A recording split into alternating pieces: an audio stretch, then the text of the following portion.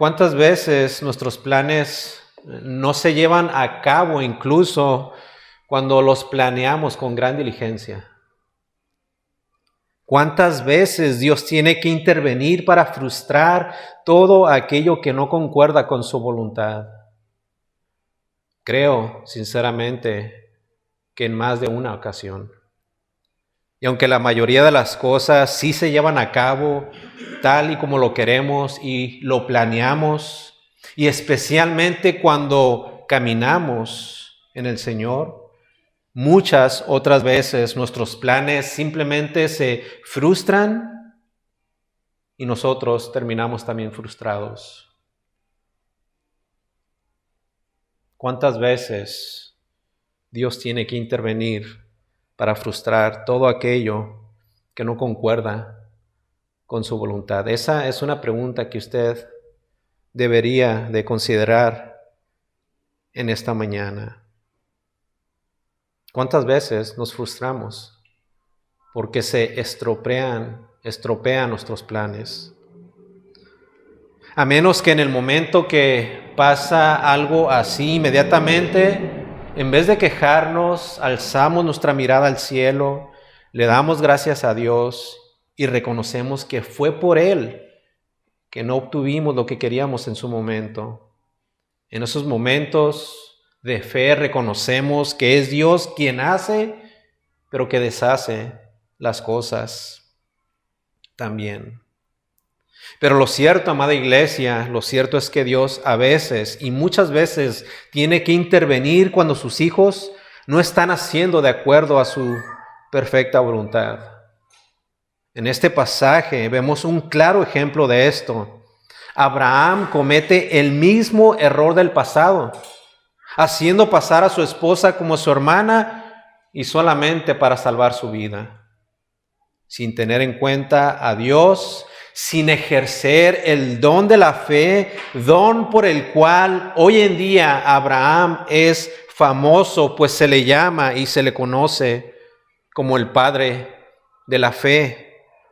Pero que irónicamente en este pasaje, como vamos a ver, no es el caso, pues Abraham no tomó en cuenta los preceptos de Dios. Así que Dios, siendo un Dios recto, tuvo que intervenir para que sus planes, sus propios planes, no fueran estropeados. Vamos a ver que los planes de Abraham fueron frustrados por Dios.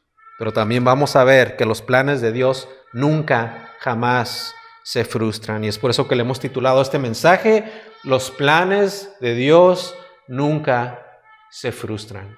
Los planes de Dios nunca se frustran. Así que comencemos a desempacar nuestro pasaje comenzando en el versículo 1. De allí partió Abraham a la tierra del Negev y acampó entre Cades y Shur y habitó como forastero en Gerar. Abraham básicamente se estableció él y su familia y todos los suyos, hicieron una especie como de campamento. Él se quedó a vivir ahí en esa región por un periodo de tiempo, pero lo que el texto sugiere es que esa estadía sería de un largo tiempo, porque miren lo que dice el autor al final de este versículo, del versículo 1, dice: y habitó Abraham y los suyos como forastero en Gerar. Esta palabra habitó sugiere que Abraham tenía planeado quedarse ahí por un largo tiempo. El Negev era una región buena, una región árida, y aunque esta era una tierra extremadamente buena para él, para sus ganados, para sus crías, sus ovejas y todo lo que él poseía, había tierra de pastoreo, había tierra buena y fértil. Abraham aún así iba a vivir como básicamente un extraño. Era como si él fuese simplemente invitado, o sea, él iba a estar en un lugar en que la persona iba, o él mismo iba a ser considerado como un extraño de ese territorio. Pero estando ahí, entonces Abraham, su esposa y los suyos en el Negev, en la ciudad de Gerar, Abraham en su casual conversación dice lo siguiente como una proclamación, como una especie de edicto para que todos los habitantes de esa ciudad supieran quién era él y quién era su esposa. Y esto fue lo que dijo Abraham una vez estando en esa ciudad. Versículo 2. Y dijo Abraham de Sara su mujer: es mi hermana. Básicamente Abraham, aunque era un varón que se la pasaba viajando, Abraham era como si estuviera obsesionado por pensar que algún rey o algún gobernante lo iba a matar para entonces poder tomar a Sara, su mujer, como esposa. Así que lo más fácil para él era simplemente mentir y decir que Sara, su mujer, era su hermana. ¿Dónde habíamos visto esto ya? En el capítulo 12, ¿recuerdan?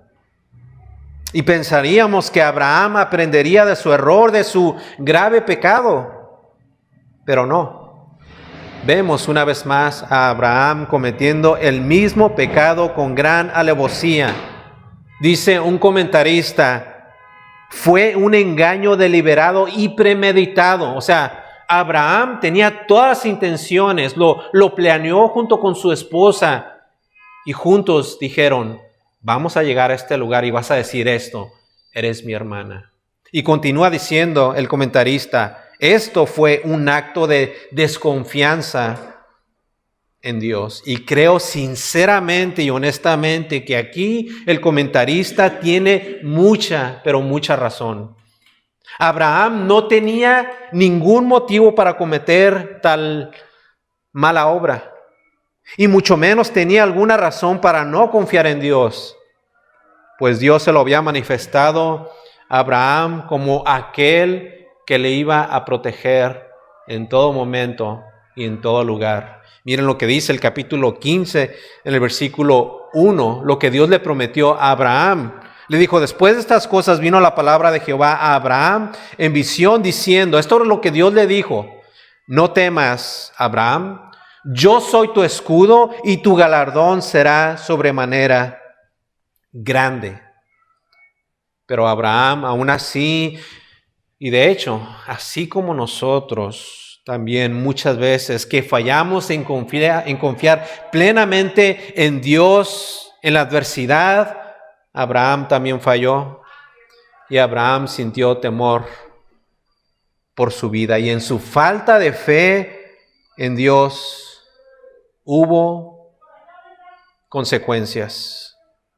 Y lo que continúa es un resultado de esa falta de confianza en Dios. Versículo 2, parte final. Y dijo Abraham de Sara, su mujer: es mi hermana. Versículo 2, parte final. Y Abimelech, rey de Gerar, envió y tomó a Sara. Cuando dice que la tomó, quiere decir que la trajo consigo mismo a su casa con el único propósito de hacerla su esposa. Ahora, algunos teólogos sugieren que a esa edad Sara ya tenía algunos 80 o 90 años de edad. Entonces, debido a esa avanzada edad, algunos comentaristas tienden a pensar que Abimelech simplemente quiso tomar a Sara como su mujer debido a sus riquezas. Pero esa teoría, porque pienso que eso es todo lo que es una teoría no muy convincente.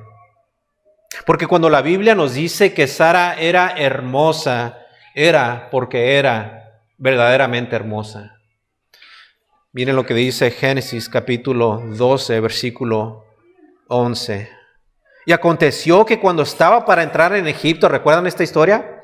Cuando estaban para entrar en Egipto, dijo Abraham a Sarai su mujer: he aquí, ahora conozco que eres mujer de hermoso aspecto.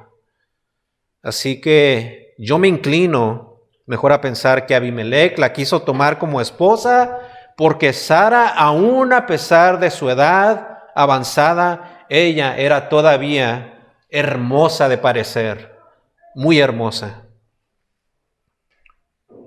Cuando esto mismo sucedió en el capítulo 12, dijimos que en esos tiempos, y obviamente no existían los tratamientos de mujeres, ni las cremas, ni nada por el estilo.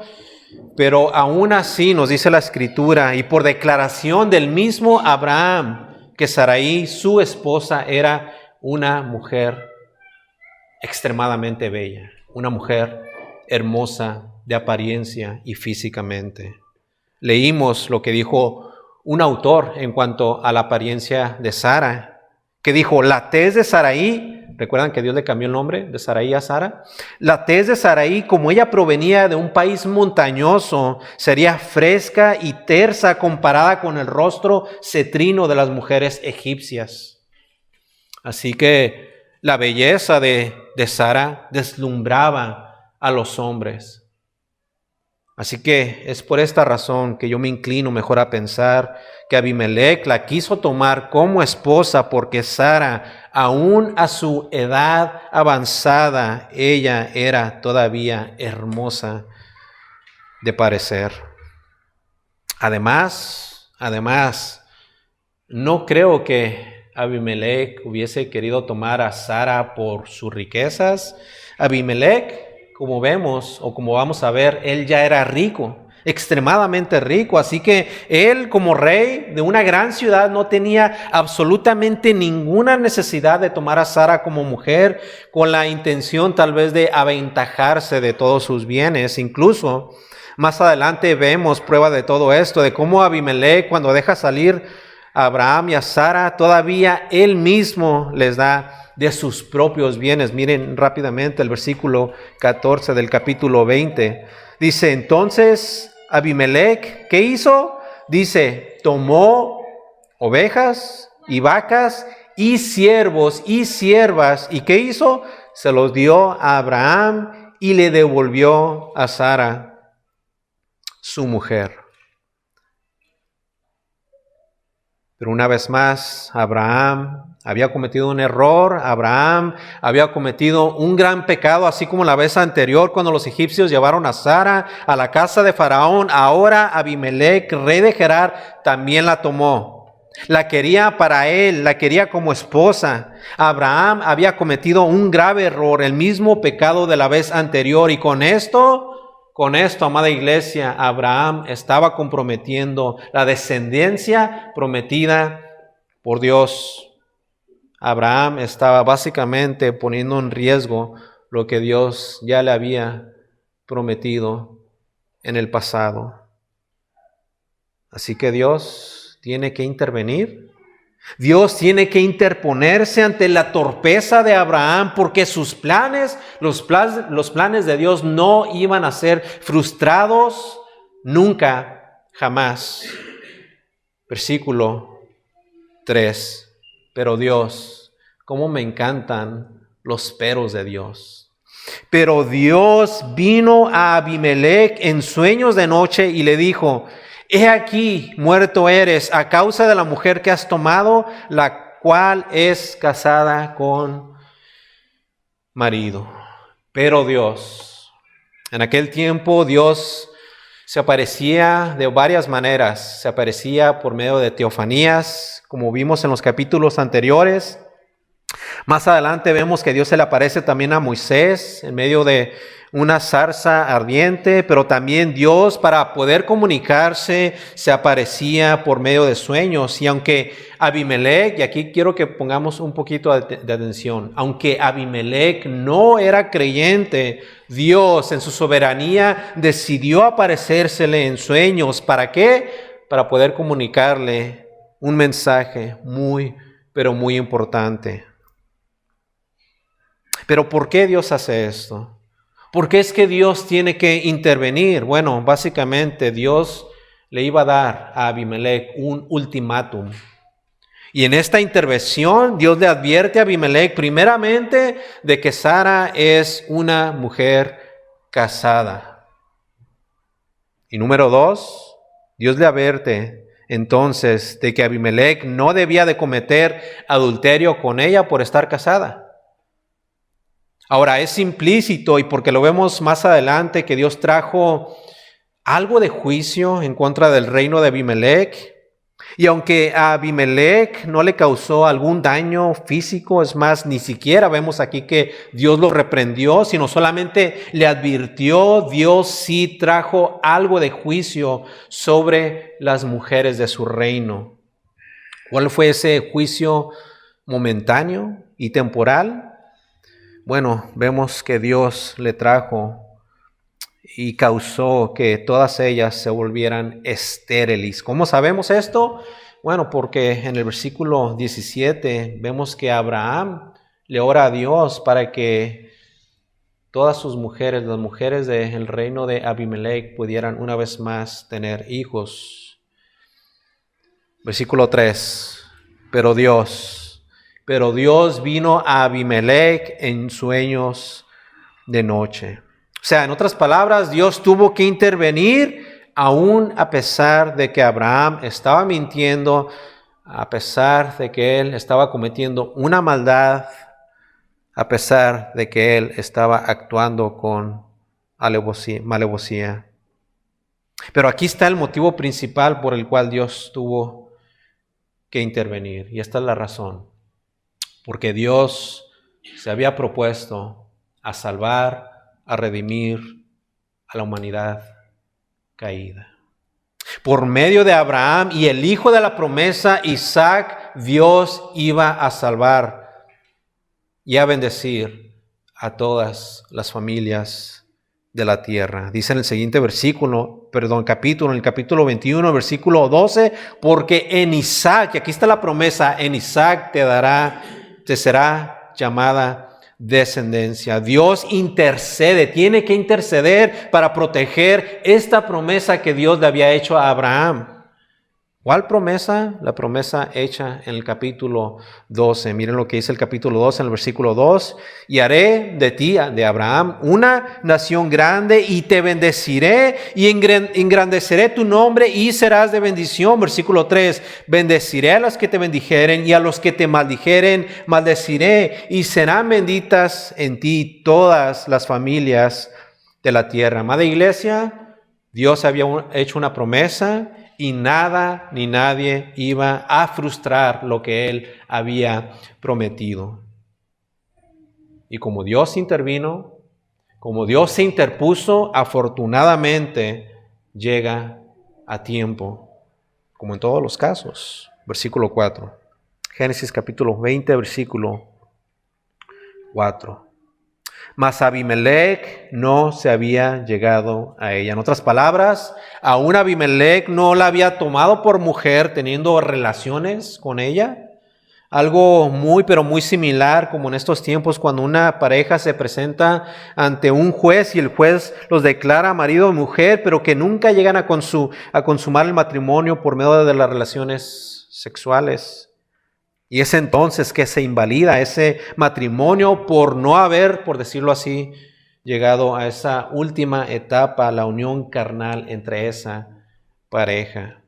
Abimelech aún no había tenido relaciones con Sara y el crédito no se lo damos a él, el crédito se lo damos a Dios porque Él intervino, porque si no hubiese sido por esta intervención, todo el plan redentor, entre comillas, se hubiera hecho o se hubiera echado a perder. Pero de nuevo Dios no le iba a permitir, sus planes jamás, pero jamás serían frustrados. Pero a continuación vemos a Abimelech decir algo muy, pero muy importante. Miren lo que dice el resto del versículo 4. Dice en el principio, mas Abimelech no se había llegado a ella y continúa diciendo, y esto fue lo que dijo Abimelech, y dijo, Señor, ¿matarás también al inocente? O sea, es como si Abimelech conociese a Dios. Es de una manera inexplicable. Abimelech sí conocía a Dios. No en el sentido de conocerle íntimamente como los hijos de Dios le conocen, pero Abimelech por lo menos conocía a Dios y que Él era justo. Y aquí, en base a ese conocimiento de Abimelech acerca de Dios, del Dios verdadero, lo que Abimelech en verdad está haciendo es una especie de una apelación para que básicamente Dios no sea injusto con él y con todo su reino. Abimelec está apelándole a Dios, quiere que Dios sea imparcial y no le tenga a él por culpable por el pecado que Abraham cometió. La apelación de Abimelec, y básicamente vemos que él se está como autorrepresentando, es como si él fuera su propio abogado, es como si él estuviese en la corte celestial delante del juez justo y le dice a Dios en el versículo 4, parte final, Señor, ¿matarás también al inocente? Versículo 5, ¿no me dijo él, mi hermana es? ¿Me matarás a mí, Señor, siendo Abraham culpable? Él dijo de sus propias palabras, mi hermana es. ¿No dijo él, mi hermana carnal es? ¿No fueron sus propias palabras? Él lo dijo. Él llegó aquí a mi ciudad y le dijo a todos mis hombres que Sara, su mujer, era su hermana. Señor, ¿no lo dijo él? Puedo ver el miedo, el terror de Abimelec respondiéndole a Dios en medio de ese sueño. Pero aparte, no tan solamente Abimelec hace esta declaración, también vemos que Sara fue cómplice de Abraham. Miren la segunda parte del versículo 5. Primero le dijo, no me dijo él, mi hermana es. Y luego continúa diciendo, y ella también, o sea, Sara, ella también dijo, ¿es mi hermano? En otras palabras, los dos, ambos, Abraham y Sara, me mintieron. Me mintieron, Señor, y yo soy inocente. Soy inocente, me declaro inocente, Señor. Yo no sabía. Ellos me mintieron. Versículo 5, y continúa diciendo, con sencillez de mi corazón y con limpieza de mis manos he hecho esto. Aquí vemos el carácter leal de Abimelec. Aunque impío, sí, pero por lo menos con principios y valores morales. Y la prueba de esto la encontramos en el siguiente versículo, porque Dios mismo lo confirma. Confirma que Abimelec es un hombre leal y recto en estos momentos. Versículo 6. Y le dijo Dios en sueños, yo también, o sea, Dios está de acuerdo con el testimonio de Abimelec. Y le dijo Dios en sueños, yo también sé que con integridad de tu corazón has hecho esto. Wow, qué tan importante, amada iglesia, es ser íntegro. ¿Qué es la integridad? Es algo que muchas veces nosotros, aun como creyentes, no practicamos en nuestra vida cristiana. La integridad básicamente significa la condición de estar sin defecto, significa perfección, significa sinceridad, significa solidez, rectitud, significa simplemente y sencillamente ser íntegro. Integridad en el Nuevo Testamento significa honestidad y adherencia a un patrón de buenas obras. Aquí vemos a Abimelec, un incrédulo, un impío, un pagano, un idólatra tal vez siendo íntegro, y Dios estaba honrando esto. ¿Qué nos dice esto, amada iglesia? Nos dice que nosotros debemos de ser íntegros. Pero ¿de qué manera podremos serlo? ¿De qué manera si es que estamos rodeados de tanto pecado, de tanta maldad? Bueno, para empezar, ninguno de nosotros deberíamos de tener alguna excusa para no poseer esta gran virtud. Pero ¿qué ejemplo bíblico podríamos tomar de un hombre que fue íntegro? Bueno, ya vimos que Abraham, por lo menos en este pasaje, está muy lejos de serlo, y sinceramente no quisiera que tomemos el ejemplo de Abimelec simplemente por el hecho de que él no era un creyente. Así que creo sinceramente que Jesús es el ejemplo perfecto de un hombre íntegro. Vemos que Jesús, después de ser bautizado, él se va al desierto para ayunar durante 40 días y 40 noches, tiempo por el cual viene Satanás y le tienta en su punto más débil para tratar de alguna manera de quebrantar su integridad y corromperlo. Pero vemos que Jesús era completamente hombre, sí, y tuvo hambre y sed, pero vemos por el resto de las escrituras y los evangelios específicamente que Jesús era completamente Dios al mismo tiempo. Pero Él como hombre fue tentado y tentado como cada uno de nosotros, pero la diferencia está en que Jesús nunca, pero nunca pecó, y al no pecar, Él siempre mantuvo su integridad. Y es por eso que vemos que el autor de la carta a los Hebreos en el capítulo 4, en el versículo 15 dice: porque no tenemos un sumo sacerdote, hablando de Jesús, que no pueda compadecerse de nuestras debilidades, sino que uno que fue tentado según nuestra semejanza, pero sin pecado. Si quisiéramos encontrar una definición de lo que es la integridad, amada iglesia, esta es la verdadera definición de integridad. Jesús es el único que nunca tuvo defecto. Él siempre fue perfecto y completamente veraz, y Él siempre nos mostró un patrón pleno y lleno de buenas obras que siempre agradaban a su Padre, nuestro Padre. Y así como Jesús, nosotros deberíamos de ser íntegros. Versículo 6.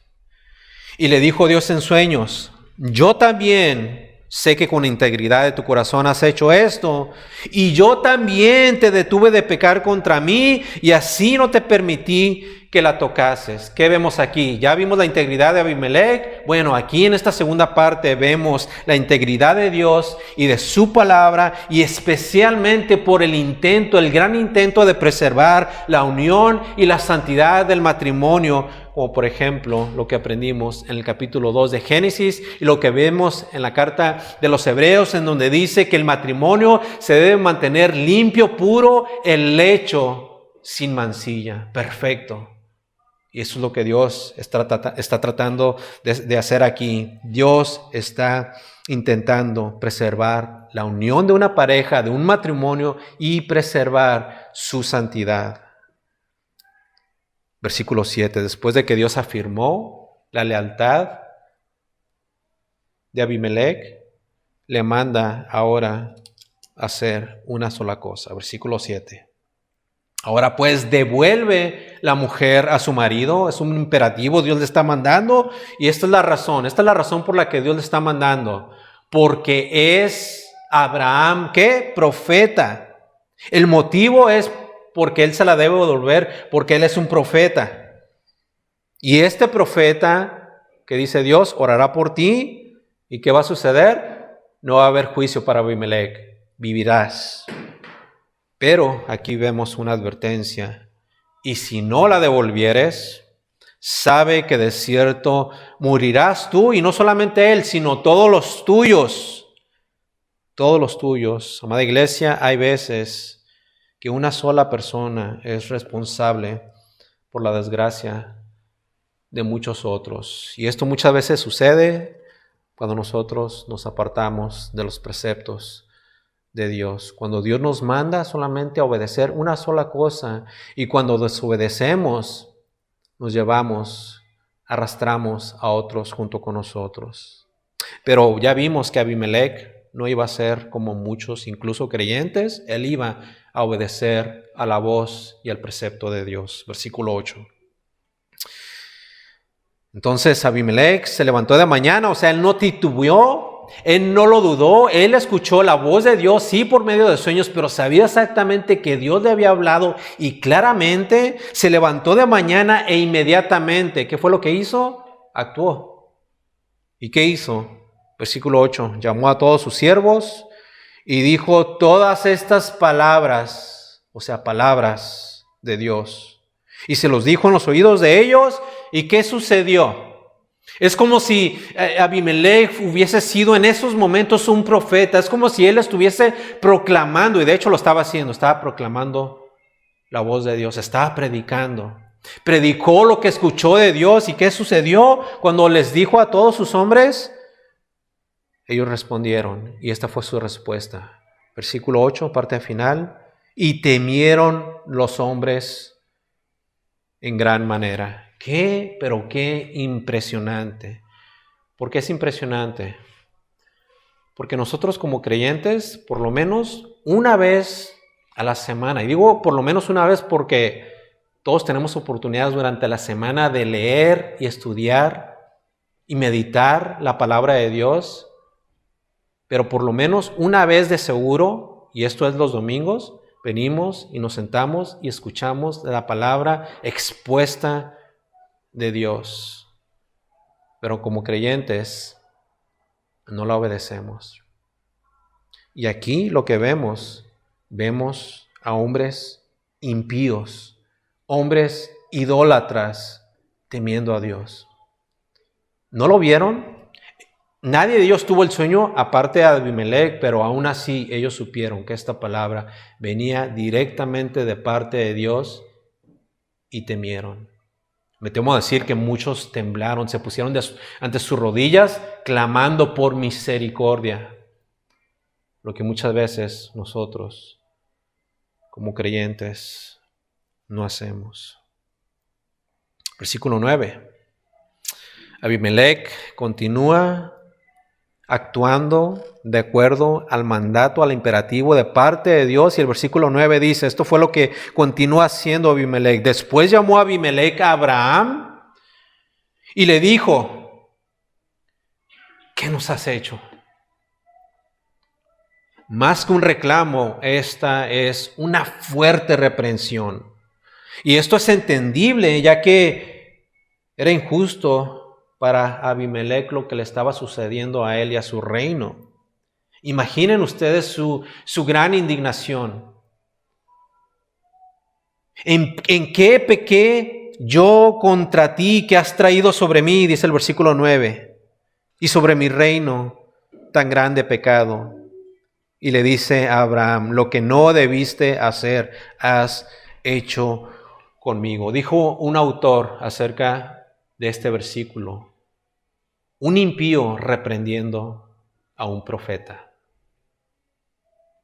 Yo diría, qué vergüenza, que un hombre que en realidad no le sirve a Dios, que no adora a Dios, está reprendiendo a un hombre que se supone que conoce a Dios, que conoce, y en nuestro caso, la cruz de Cristo. Qué vergüenza que alguien que no tiene una relación íntima como nosotros decimos tenerla con Dios a través de su Hijo Jesucristo, esté poniendo el ejemplo. Dijo un autor sobre esto, y cito, ¿en qué humillante perplejidad aparece el patriarca ahora? Y luego dice con signos de exclamación, él, un siervo del Dios verdadero, reprendido por un príncipe pagano. Y continúa diciendo con signos de exclamación, qué digna actitud la del rey, con calma y justicia reprendiendo el pecado del profeta. Y aunque respetando su persona, y termina diciendo el autor, y al mismo tiempo amontonando ascuas de fuego sobre su cabeza por los obsequios liberales que le hizo. Un hombre que no conocía a Dios reprendiendo a otro hombre, el cual hoy conocemos como el Padre de la fe. Versículo 10, Génesis capítulo 20, versículo 10. Dijo también Abimelech a Abraham, la reprensión continúa. ¿Qué pensabas para que hicieses esto? Aquí básicamente Abimelech está haciendo un tipo de análisis psicológico y para hacerle ver a Abraham lo mal que él estaba dentro de su cabeza. ¿Cómo se te ocurre haberme hecho esto? ¿En qué estabas pensando? Abimelech no tenía un corazón regenerado como Abraham, pero aún así lo está poniendo por lo menos a meditar en su mente lo mal que él estaba al haber actuado así. Y obviamente vemos aquí a Abraham, el padre de la fe, respondiendo a la reprensión, a la fuerte reprensión de Abimelech. Versículo 11. Y Abraham respondió: porque dije para mí, ciertamente no hay temor de Dios en este lugar y me matarán por causa de mi mujer. Excusas, excusas, excusas. Cualquier persona que se dice ser creyente, cualquier persona que dice poseer la fe, y en nuestro caso, la fe cimentada en la persona y obra de Cristo Jesús, jamás debería de poner excusas para su pecado. Versículo 12, se sigue excusando. Y a la verdad, también es mi hermana, hija de mi padre, mas no hija de mi madre, y la tomé por mujer. ¿Qué quiere decir esto? Quiere decir básicamente que ellos sí eran hermanos, medio hermanos.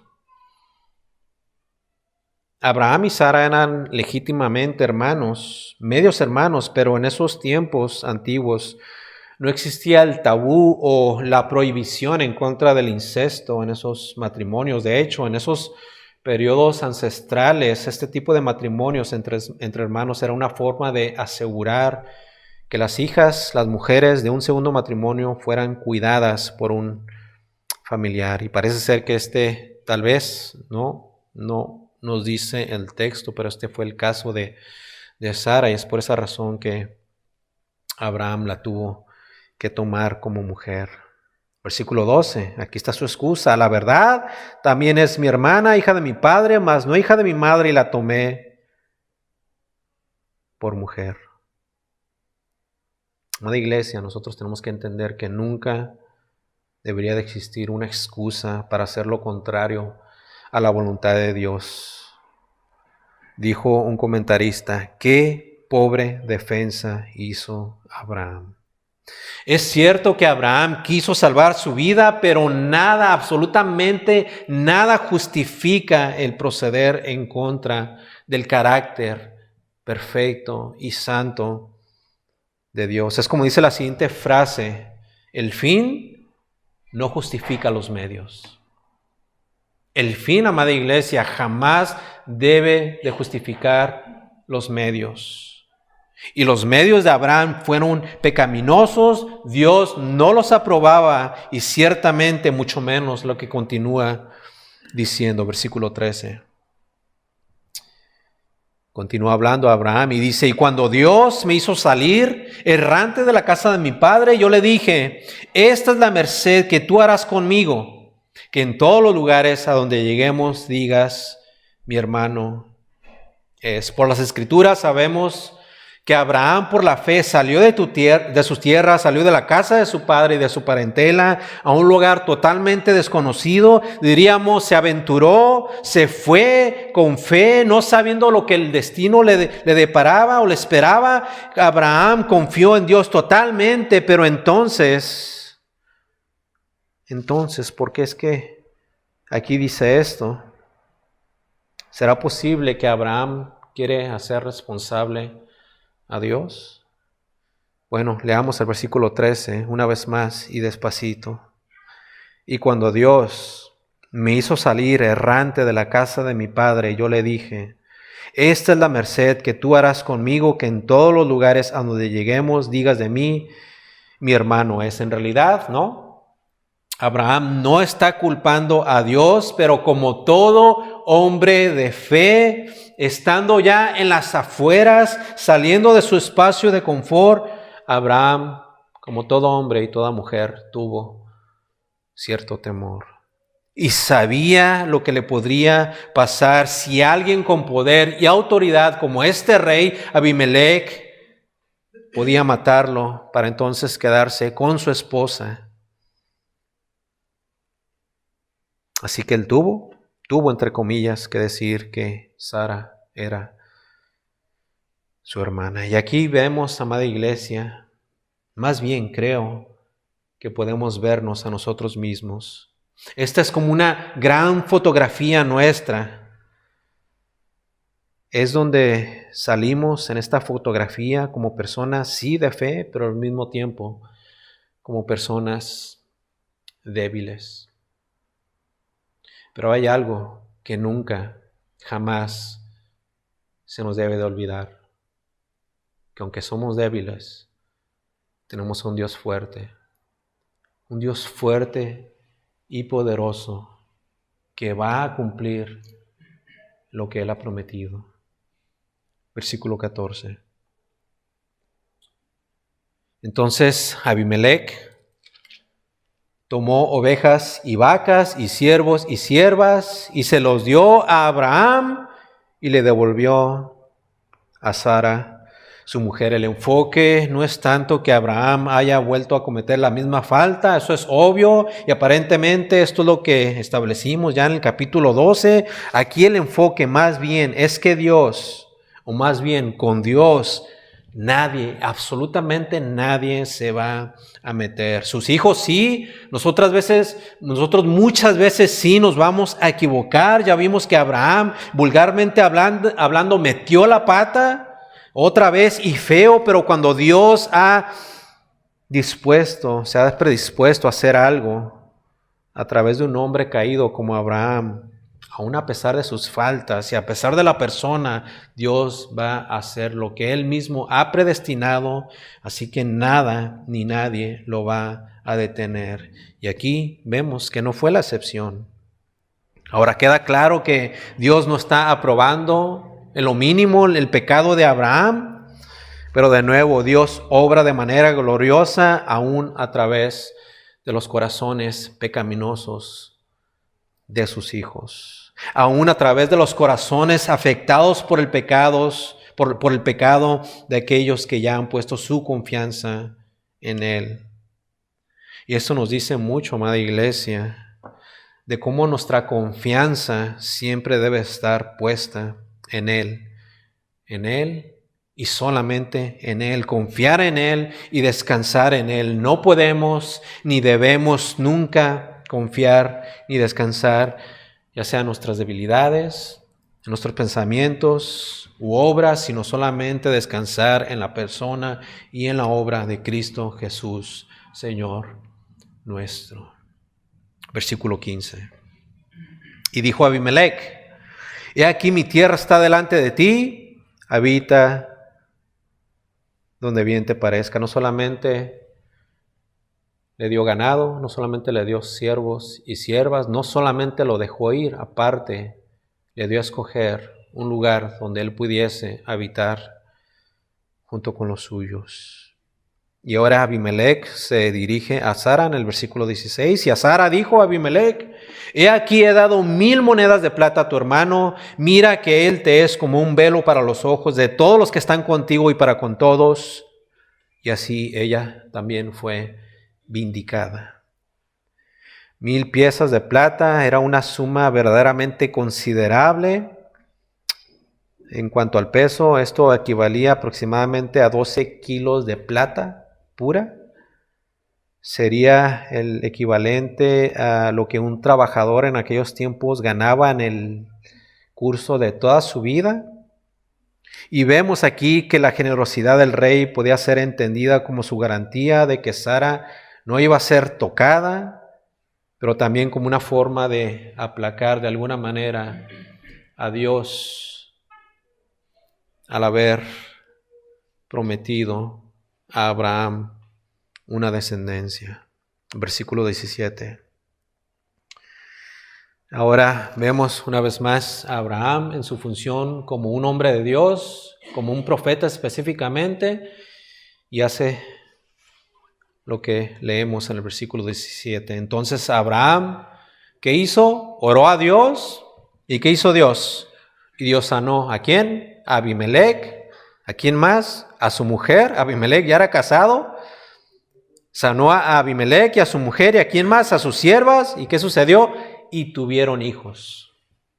O sea que la plaga, podríamos decirlo así, de esterilidad o de disfunción sexual tal vez, fue puesta sobre la casa de Abimelec hasta que Sara fuera devuelta a Abraham. Así que la intercesión, la oración de Abraham hace que Dios vuelva a abrir una vez más la matriz de cada mujer en el reino de Abimelech. Versículo 18, y aquí confirma lo que acabamos de decir, porque Jehová había cerrado completamente toda matriz de la casa de Abimelech a causa de Sara, mujer de Abraham. Verdaderamente una historia, podríamos decir triste, porque vemos el comportamiento inicuo y pecaminoso del profeta, del gran profeta de Abraham, el cual hoy en día reconocemos y honramos por ser el padre de la fe, pero al mismo tiempo una historia verdaderamente gloriosa, porque Dios intercede para que sus planes no se vayan a frustrar. En conclusión, ¿cómo es que nosotros podemos aplicar todo este pasaje, o por lo menos parte de él? Bueno, quisiera que nos remontáramos a la pregunta inicial de la introducción de este sermón, que fue esta: ¿cuántas veces Dios tiene que intervenir para frustrar todo aquello que no concuerda con su voluntad? Quisiera que como parte de nuestra meditación pensáramos en lo siguiente. Quisiera que pensáramos en aquellas veces que tal vez pensamos que teníamos un super plan, pero que fue frustrado. Y que tal vez hasta el día de hoy estamos molestos o enojados, incluso hasta con Dios. Pero que hoy reconozcamos que si así fue que sucedió, que miremos al cielo, glorifiquemos a Dios y le demos gracias, porque Él supo exactamente lo que tenía que hacer. Y aunque tal vez nuestros planes no fueron llevados a cabo, si no es que ya ha sucedido, tal vez en el futuro, Dios va a cumplir su voluntad a perfección en nuestras vidas. Porque al final de cuentas, no son nuestros planes. Los planes siempre son de Dios.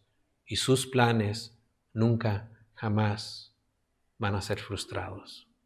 Ahora, en esta mañana, y tú has escuchado esto, pero tú no conoces a este Dios, ese Dios que Abimelech no conocía, pero que tal vez así tú como él eres sí una persona moral, que tal vez ayudas al necesitado, al pobre, tal vez no dices groserías, tal vez no tomas. Quiero decirte una cosa, eso no te va a dar el favor de Dios. La Biblia dice que aún en esas buenas obras, entre comillas, Dios no las acepta para poder entrar al reino de los cielos. De hecho, Dios, ¿sabes cómo las mira? Como trapos de inmundicia. Y las mira de tal manera porque estas buenas obras ya están manchadas por tu pecado. Así que, ¿qué es lo que puedes hacer? La respuesta es, no puedes hacer absolutamente nada. Solamente hay un remedio, y el remedio lo podemos ver en la cruz de Cristo Jesús, nuestro Señor y nuestro Salvador, quien tomó absolutamente todos nuestros pecados, pasados, presentes y futuros, y en esa cruz Dios le castigó, Dios lo abandonó, toda la ira recayó sobre él para que tú, querido amigo, no tengas que morir, porque la paga del pecado es la muerte, pero Cristo murió por ti. Fue sepultado, pero al tercer día resucitó. Y si tú en esta mañana crees en estas buenas noticias, en este evangelio, que es el único que tiene el poder de Dios para salvación a tu alma, si tú crees en esto, dice la Biblia, que tú hoy mismo serás salvo.